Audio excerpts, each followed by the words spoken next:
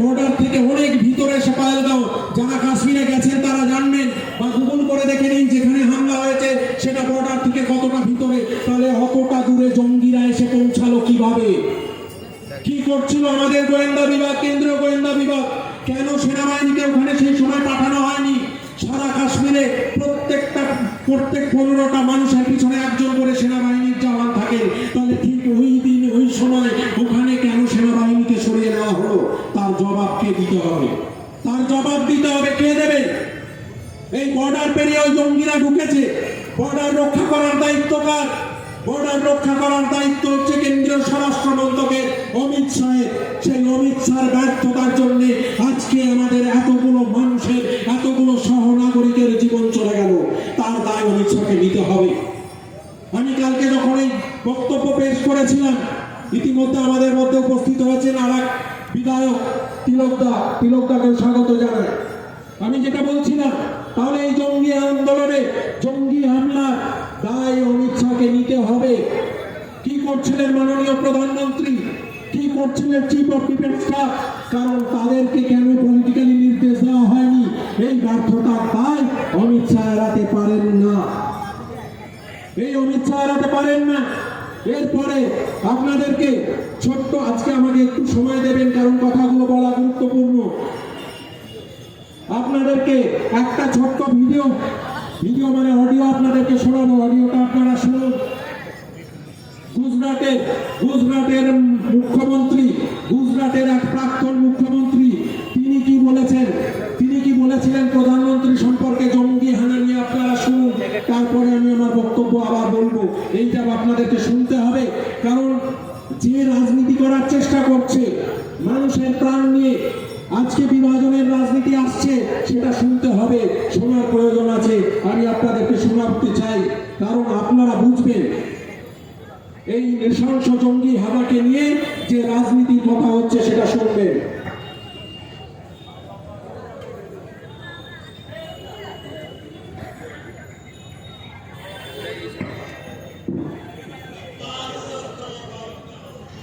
একটু শুনুন।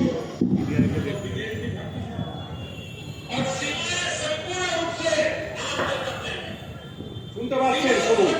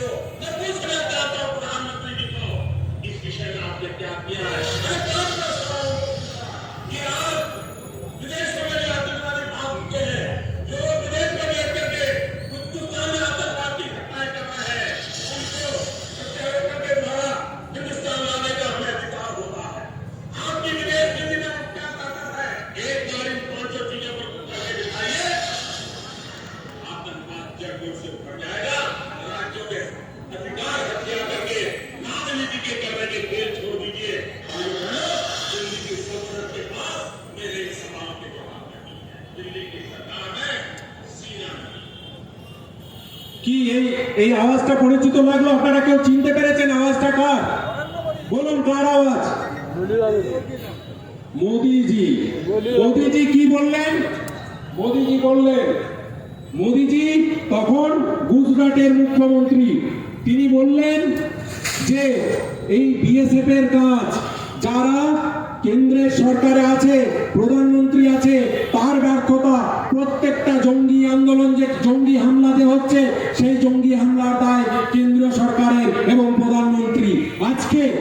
আজকে সময়ের প্রবাহ ঘটেছে, তার ফলে আজকে সেখানে সেই স্থানে উপস্থিত হয়েছেন নরেন্দ্র মোদী। তিনি আজকে ভারতবর্ষের প্রধানমন্ত্রী। তিনি যখন গুজরাটের মুখ্যমন্ত্রী, তিনি বলছেন সমস্ত দায় প্রধানমন্ত্রী। তাহলে আজকে যে জঙ্গি হামলা ঘটেছে, কাশ্মীরের যে মানুষজন মারা গেছেন, তার দায়ও প্রধানমন্ত্রী নরেন্দ্র মোদী। এই মানুষের একটাই মুখ, তাতে একটাই কথা বেরোয়। যদি উনি ওনার কথাতে স্থির থাকেন, যদি উনি ওনার যা বলেছিলেন সেটা ঠিক হয়, তাহলে এর দায় প্রধানমন্ত্রী নরেন্দ্র মোদীকে নিতে হবে। আর না হলে বুঝতে হবে শুধুমাত্র রাজনীতি হচ্ছে। এই রাজনীতি বন্ধ করতে হবে। আমরা পরিষ্কারভাবে বলছি, এই জঙ্গি হামলার দায় নিয়ে স্বরাষ্ট্রমন্ত্রী অমিত শাহের পদত্যাগ চাই।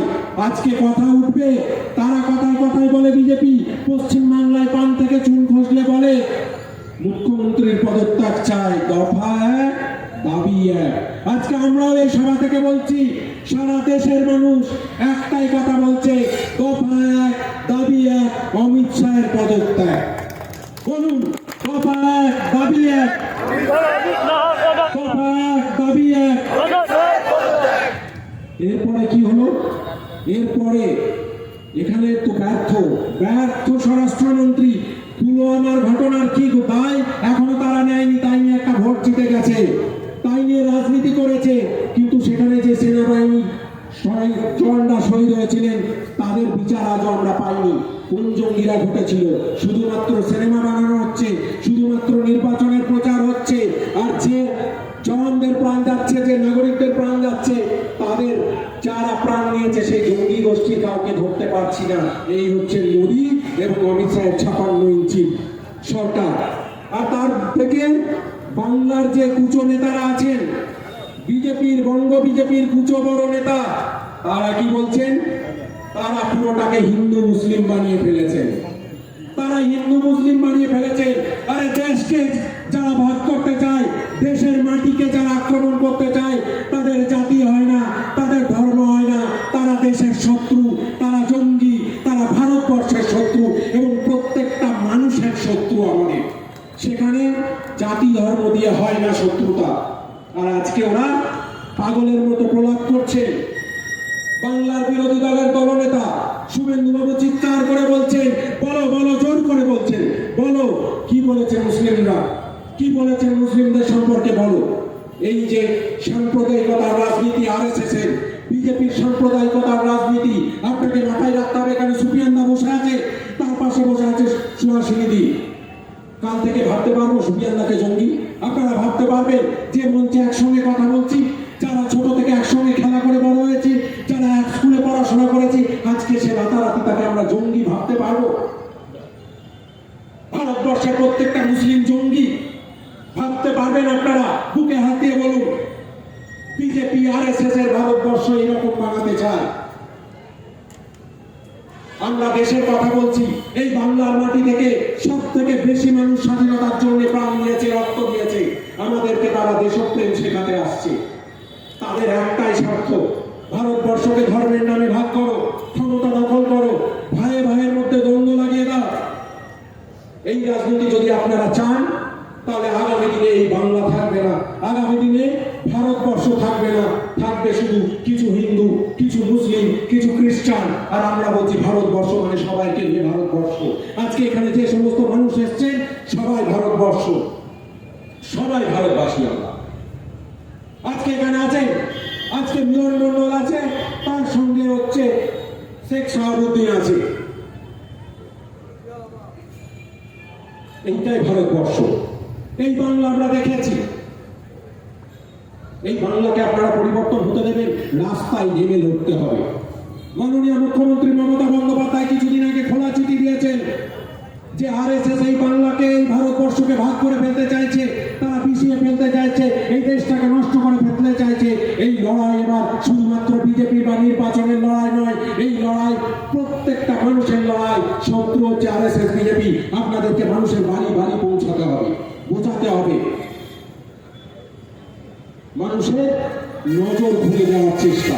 আমি আর একটা ভিডিও থেকে একটু অডিও শোনাবো, আপনারা সবাই ইতিমধ্যে শুনেছেন। তিনি হচ্ছেন এই বাংলার মাটি আপনাদের জেলার কলঙ্ক। তিনি কি বলেছেন শুনুন, তারপরে আবার বক্তব্য দেব। আমাকে আমি ক্ষমা চেয়ে নিয়েছিলাম, আমাকে একটু সময় দিতে হবে, কারণ এই কথাগুলো বলার প্রয়োজন। আগামী দিনে এই কথাগুলো আজ যদি না বলি, আগামী দিনে এই কথাগুলো বলার লোক থাকবে না। সেই বাংলাদেশ, সেই বাংলা তৈরি করবে, সেই নদিয়া তৈরি করবে, সেই পূর্ব মেদিনীপুর তৈরি করবে, সেই ভারতবর্ষ তৈরি করবে, যেখানে আমরা আর একসঙ্গে বসে এইভাবে মঞ্চ থেকে কথা বলতে পারবো না। আপনারা আর একসঙ্গে পাশাপাশি বসে এইভাবে মঞ্চ কথা যারা বলছে সেটা শুনতে পারবেন না। আমরা সেই ভারতবর্ষ চাই না। অনেক রক্তের বিনিময়ে আমরা স্বাধীনতা পেয়েছি, আজকে আবার আরএসএস বিজেপি সেটা গুলিয়ে দিতে চাইছে। এই ভারতবর্ষের স্বাধীনতা সংগ্রামের সময় আরএসএস এর যিনি অন্যতম প্রতিষ্ঠাতা গোলওয়ালেকার বলেছিলেন, তোমরা ব্রিটিশের বিরুদ্ধে লড়ো না, শক্তি সঞ্চয় করে রাখো, মুসলিমদের বিরুদ্ধে লড়তে হবে। আজকে 100 বছর পরে এসে তারা সেই কাজটা করে দেখানোর চেষ্টা করছে। আমি প্রথমেই বলেছিলাম না ইসলামিক জঙ্গি, ইচ্ছে করে বলেছিলাম। এই জন্য বলেছিলাম কারণ যারা মারা গেছেন, যারা নিহত হয়েছেন ভারতবাসী, তাদের জন্য, তাদের বদলা নেওয়ার জন্য যিনি মারা গেছেন তার নাম ঝন্টু আলী শেখ। এটাই ভারতবর্ষ। প্রথম শহীদ হয়েছেন তার নাম ঝন্টু আলী শেখ। আর এরা এই ঘরে বসে আপনার আমার মধ্যে হিন্দু মুসলিমের বিভেদ করার চেষ্টা করছে। দেখুন মনের ভিতরে কি কতটা খারাপ জিনিস আছে। শুভেন্দু অধিকারী বাংলার বিরোধী দলের দলনেতা কি বলেছে আপনারা শুনুন।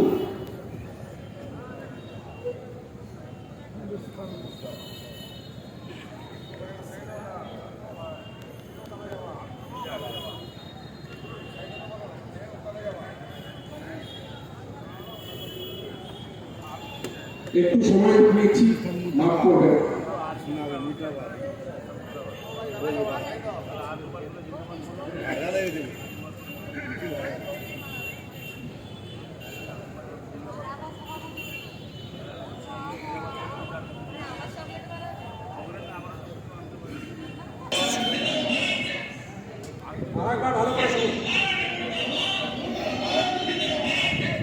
কি বলছেন হিন্দুস্তান মুর্দাবাদ। আমি জানি মুখ দিয়ে বেরিয়ে গেছে, কিন্তু মুখ দিয়ে কোনটা বেরোয়? যেটা মনের মধ্যে থাকে সেটাই মুখ দিয়ে বেরোয়।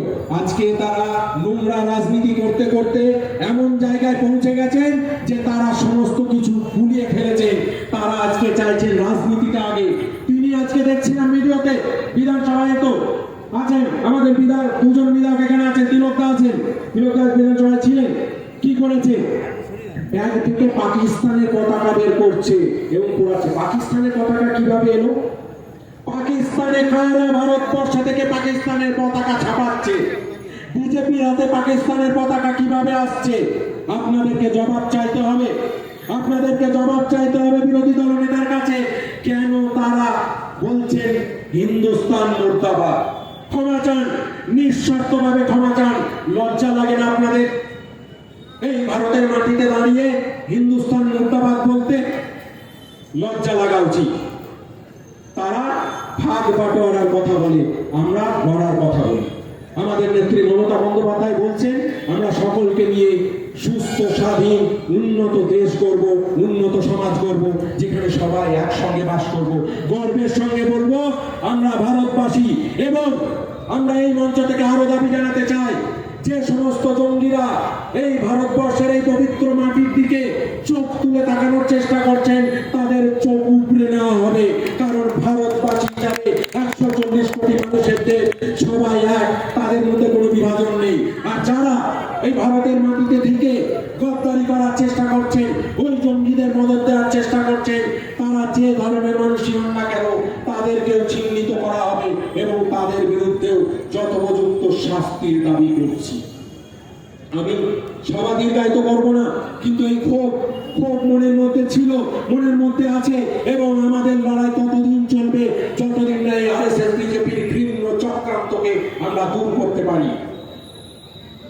তারা বলবে, আমার এই বক্তব্যের পরেই বলবে, কই মুর্শিদাবাদ নিয়ে বলেননি তো? বলছি মুর্শিদাবাদ নিয়ে। মুর্শিদাবাদে আমরা শান্তি ফিরিয়ে আনতে পেরেছি। মুর্শিদাবাদে চক্রান্ত কারা করেছিল? মুর্শিদাবাদ হামলায় ভুলে গেলে এই অন ক্যামেরা বলেছিলেন বাংলাদেশ থেকে জঙ্গিরা আসছে। বাংলাদেশের বর্ডার কার হাতে দাদা? বর্ডারে বিএসএফ থাকে, কার দায়িত্ব? আবার অমিত শাহ। মুর্শিদাবাদেও বাইরের জঙ্গিরা এলে তার দায়িত্ব অমিত শাহ, কাশ্মীরেও জঙ্গিরা এলে তার দায়িত্ব অমিত শাহ এবং বিজেপি সরকারের। লজ্জা লাগে না? এই বিজেপি সরকারের পদত্যাগ করা উচিত। সকলে মিলে দাবি করুন। আর তিনি মুর্শিদাবাদ নিয়ে রাজনীতি রুটি শেখার চেষ্টা করছেন। হবে না। এই বাংলার মাটি রবীন্দ্রনাথ নজরুলের মাটি, এই বাংলার মাটি মাতঙ্গিনী হাজরা রোকেয়ার মাটি। এই মাটি থেকে সবাই মিলে একসঙ্গে লড়াই হবে। যারা আজকে ক্ষমতায় আছেন, যারা আজকে ক্ষমতায় আছেন কালকে ক্ষমতায় থাকবেন না। আমি আমার বক্তব্য শেষ করব। সবাইকে ধন্যবাদ জানিয়ে যে এতক্ষণ ধরে আমার বক্তব্য শুনলেন, কিন্তু এই লড়াইটার জন্য রাস্তায় থাকার জন্য এই কথাগুলো বলা প্রয়োজন ছিল। আজকে নরেন্দ্র মোদী ক্ষমতায় আছেন, অমিত শাহ ক্ষমতায় আছেন, কাল সেটা থাকবেন না। কাল থাকবেন না। বলছেন जो आज साहिब मसनद है काल नहीं होंगे, जो आज साहिब मसनद है काल नहीं होंगे। किरायादार है वो, जाति मकान थोड़ी है। किरायादार है वो, जाति मकान थोड़ी है। सभी का खून है शामिल इस मिट्टी में, हिंदुस्तान किसी का बाप का थोड़ी है। ভালো থাকবেন। সকলকে আমার পক্ষ থেকে আন্তরিকভাবে শ্রদ্ধা, নমস্কার এবং লড়াইয়ের ডাক দিয়ে গেলাম। এবং ঠিক এই কারণে এই যে বিজেপির সাম্প্রদায়িক রাজনীতি, সেই রাজনীতিতে বীতশ্রদ্ধ হয়ে তারা যে সমস্ত মানুষ, সমবুদ্ধি সম্পন্ন মানুষ আছে, তারা বিজেপি নামক এই দলটা করতে পারেন না। তাই তারা বিজেপির এই বিভেদের রাজনীতি ছেড়ে তাই তারা মমতা বন্দ্যোপাধ্যায়ের উন্নতিতে সামিল হতে, বাংলায় সাম্প্রদায়িক সম্প্রীতি রুখতে বিজেপি থেকে আজকে 833 জন নেতৃত্ব যোগদান করছেন। এবার আমি অনুরোধ করবো একে একে নাম করতে। বিভিন্ন লোকজন বলছে তোমরা এরকম বলো, 500 লোক জয়েন করছে, 1000 লোক জয়েন করছে, তাদের নামের লিস্ট দাও।